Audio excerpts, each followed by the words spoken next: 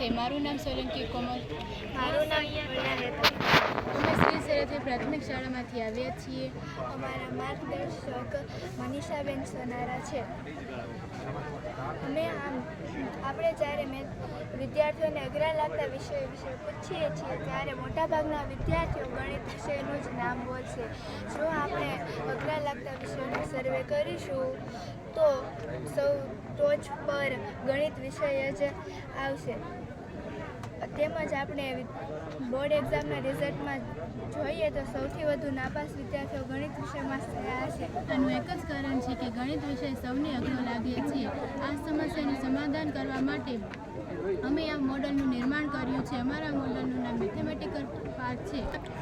અમે આ પાર્કમાં ભૂમિતિ બનાવી છે, જેનાથી બિંદુઓ, રેખા, લંબરેખાને બધું સમજી શકાય છે. ત્યારબાદ અમે યામ ભૂમિતિ બનાવી, જેનાથી યામ ભૂમિતિના અલગ અલગ વિભાગો બધાને સમજાય.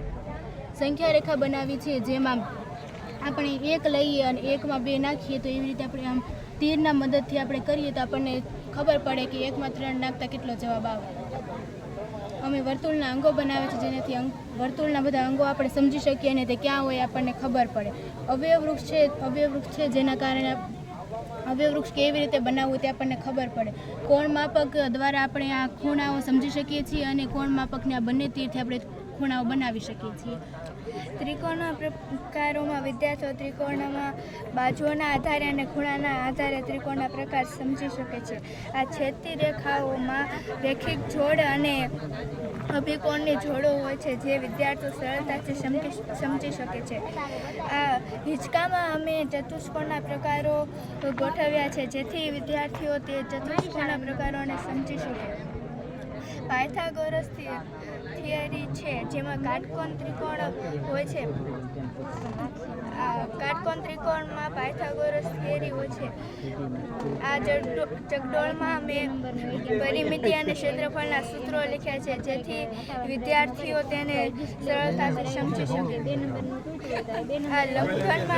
આ લંબઘન છે, જેમાં યુલરનું સૂત્ર, શિરોબિંદુ, ધાર અને ફલક લખ્યા છે. સમઘનમાં પણ લંબઘનની જેમ જ બધું લખેલું છે.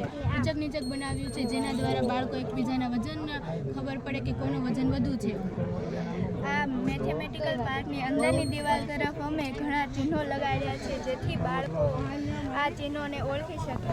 અમે આ મેથેમેટિકલ પાર્કની બહારની દિવાલ તરફ ગણિતશાસ્ત્રના ફોટા લગાડ્યા છે, જેથી વિદ્યાર્થીઓ ગણિતશાસ્ત્રીના ઓળખી શકે.